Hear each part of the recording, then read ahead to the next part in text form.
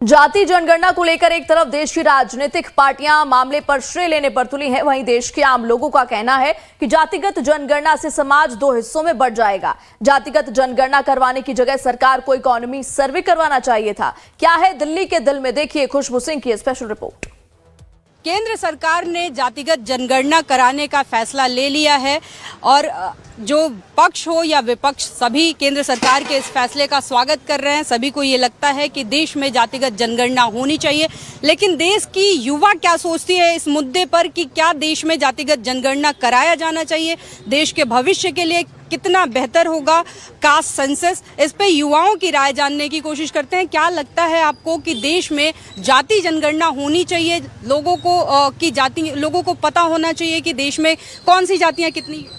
जातियों के हिसाब से जनगणना हमारे हिसाब से सही ना होगी, क्योंकि उसमें मतभेद हो जाएंगे लोगों के बीच। हिंदू ज़्यादा हैं तो हिंदू को ज़्यादा रिजर्वेशन मिल जाएंगे, तो इस हिसाब से जो है मतलब जाति पे जनगणना नहीं होनी चाहिए, हमारा मानना यही है। अच्छा, जाति पे अगर जनगणना होती है और रिजर्वेशन तय किया जाता है जाति के मुद्दे पे, तो क्या सही होगा या गलत? नहीं, गलत होगा। ये तो गरीब अमीर देख के या फिर इकोनॉमिकल कंडीशंस देख के आदमी की तब जनगणना और रिजर्वेशन किए जाए, तब चीज़ें ज़्यादा बेहतर रहेंगी हमारे देश के लिए।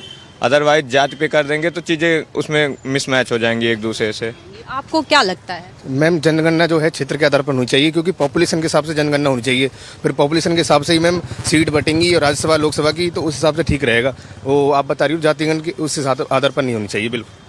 क्यों लगता है कि जाति के हिसाब से नहीं होनी? मैम, क्योंकि मेजोरिटी ज़्यादा है हिंदू और जो मुस्लिम है वो भी ठीक है, पर मैम हर जो क्षेत्र के लोग हैं फिर वो मैम उनको लाभ नहीं मिल पाएगा। इसलिए मुझे लगता है कि जातिगण ठीक नहीं है और डिस्क्रिमिनेशन हो जाएगा, ये ठीक नहीं है जातिगण जनगणना। आपको क्या लगता है कि जो जनगणना है वो जाति के हिसाब से होनी चाहिए?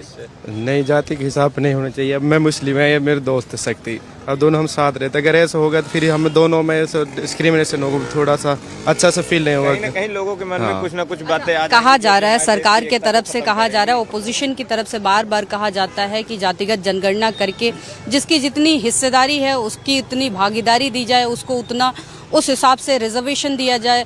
अगर जातियां ओबीसी ज़्यादा हैं, एससी ज़्यादा हैं, जो जिस हिसाब से एक बैरियर जो बनाया हुआ है 50% आरक्षण का, उसको तोड़ा जाए।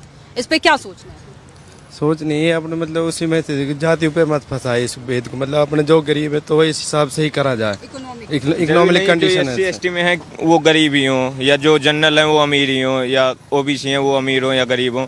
हर तरह के लोग हर कम्युनिटी में हैं, हर बिरादरी में हैं, जनरल में, ओबीसी में, SC/ST सब चीज़ों में। तो आपकी क्या राय है?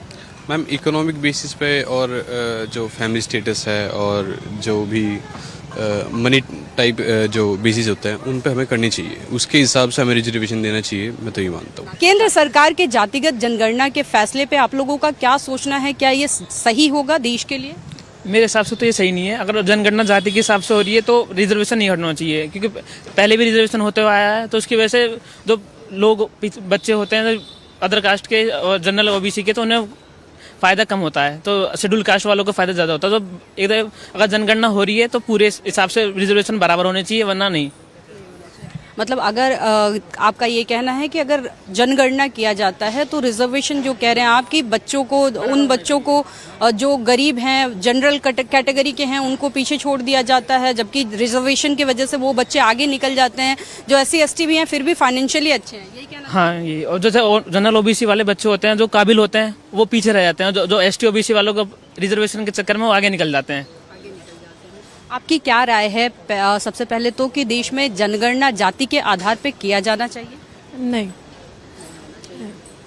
क्यों लगता है ऐसा कि नहीं किया जाना चाहिए? मेन रीज़न यही है कि ऑब्वियस सी बात है, जनरल कैटेगरी ये है कि EWS का कोटा हमको दिया जा रहा है, बट स्टिल मतलब देखा जाए तो SC/ST के पास जैसे उनके फाइनेंशियली अगर वो हैं तो फिर ऐसे में मतलब मुझे नहीं लगता कि अब तो हर चीज़ इक्वल हो चुकी है, तो इस कारण तो नहीं। अगर जाति के आधार पे जनगणना होनी चाहिए? जी।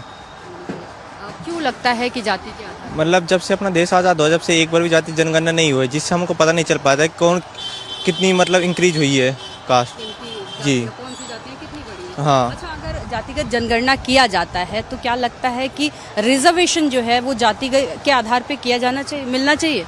जाति के आधार पर रिजर्वेशन मतलब एक सीमा तक तो ठीक था, लेकिन रिजर्वेशन जैसे बढ़ता जा रहा है 10 साल जैसे पहले भीमराव अम्बेडकर जी ने किया था, उसके बाद 10 साल बढ़ता जा रहा है, लेकिन उससे काफ़ी कैटेगरी है जो पीछे जाती जा रही है। मतलब किस तरीके की कैटेगरी? जैसे एसटी है, मतलब आजकल सबसे ज़्यादा आरक्षण है एसटी के पास, हर मतलब वैकेंसी में उनको छूट मिलती है, लेकिन काबिलियत के अकॉर्डिंग उनको छूट नहीं मिलती। हाँ, बाकी लोग जो काबिल हैं उसके बाद भी उनको वो पीछे रह जाते हैं जी। केंद्र सरकार के इस फैसले पे जो जातिगत जनगणना का फैसला लिया गया है, क्या लगता है एज अ यूथ आपको सही है या गलत है? बड़े लंबे समय से एंटी बीजेपी के लोग इसकी मांग कर रहे थे, तो ये सही तो है एक हिसाब से। काफ़ी समय से लोगों की मांग भी थी इससे, रिजर्वेशन पे और सोशल बेसिस पे, इकोनॉमिक बेसिस पे थोड़ा बहुत बेनिफिट तो हो सकता है, लेकिन अब देखिए जब तक इसको ठीक ढंग से लागू नहीं किया जाता है तब तक इसके बारे में। क्या लगता है अगर जाति के हिसाब से जनगणना कराया जाए तो आरक्षण जाति के हिसाब से दिया जाना? देखिए, आरक्षण हमेशा सोशल बेसिस पे होना चाहिए, इकोनॉमिक बेसिस पे होना चाहिए, जाति के बेसिस पे आरक्षण नहीं होना चाहिए। बहुत ऐसे लोग हैं जो आरक्षण का लाभ उठा रहे हैं जिनको नहीं उठाना चाहिए, और जनरल तबके के लोग जो हैं बहुत पीछे हो गए हैं, तो जनरल तबके के लिए लोगों के लिए भी कुछ सोचना चाहिए। आपको क्या लगता है, आपकी क्या राय है कि जो केंद्र सरकार का फैसला है जातिगत जनगणना, वो भारत के लिए कितना सही है? नहीं, ये तो ठीक है, लेकिन उसमें बस एक ही चीज़ है, जैसे आरक्षण तो ठीक है, वो सोशल बेसिस पे रखा गया है। बस ये है जो 50% की सीमा है उसको ध्यान में रखा जाना चाहिए, जो अभी भी है। वैसे भी मतलब जो गवर्नमेंट है उसने तो खैर 10% EWS आरक्षण दे करके उसको वो कर दिया है। अभी जैसे जातिगत जनगणना तो ठीक है, उन्होंने बढ़िया डिसीजन लिया है। बस ये है कि उसको मेरे हिसाब से 50% की जो सीमा है वो उसको बरकरार रखना चाहिए। बरकरार रखना चाहिए, बढ़ाया घटाया नहीं जाना? नहीं, हाँ, उसको 50%। जिस तरीके से अपोजिशन हमेशा से कहता आया है, जिसकी जितनी भागीदारी उसकी उतनी हिस्सेदारी, यानी अगर जो जातियां जितनी ज़्यादा हैं देश में उनको उतने ज़्यादा रिजर्वेशन दिया जाना चाहिए, ये कितना सही? नहीं, ये मैम देखिए, आरक्षण अगर आप देखेंगे जो डॉक्टर भीमराव अम्बेडकर जी ने किया हुआ था वो कभी इकोनॉमिक बेसिस पे नहीं था, वो सामाजिक सोशल इशू, एक ये सोशल इशू के उसको ध्यान में रख के किया गया था। इस वजह से जैसे जो भी जातियाँ ठीक है जिसकी जितनी संख्या बारी, लेकिन इसमें भी जैसे जो क्रीमी लेयर का कॉन्सेप्ट आया हुआ था, क्रीमी लेयर OBC में बहुत सारी जो जातियाँ, तो उसमें भी फिर देखा जाए OBC में या जो भी SC ST में है, हाँ नहीं उसमें, हाँ इकोनॉमिकल, फिर क्रीमी लेयर को देख करके उस हिसाब से उसको हटा दिया जाए। अगर इसको ऐसे करेंगे तो 50% में हो जाएगा। तमाम युवा जो है वो इस वजह से परेशान हैं, जो कॉम्पिटिशन्स की तैयारियां करते हैं, जो प्रतियोगी परीक्षाओं की तैयारियां करते हैं, वो इस वजह से परेशान हैं कि वो लोग भी उनसे आगे निकल जाते हैं जो इकोनॉमिकल स्तर पे ठीक हैं, लेकिन जाति का उनको लाभ मिल जाता है और वो जनरल कैटेगरी के लोग भी पीछे छूट जाते हैं, जो गरीब तो हैं लेकिन उनकी जाति बस जनरल है, इसलिए प्रतियोगी परीक्षाओं में जो रिजर्वेशन का मापदंड है उसका उनको कहीं ना कहीं नुकसान होता है। वीडियो जर्नलिस्ट संदीप रावत के साथ मैं खुशबू सिंह, लाइव टाइम्स दिल्ली।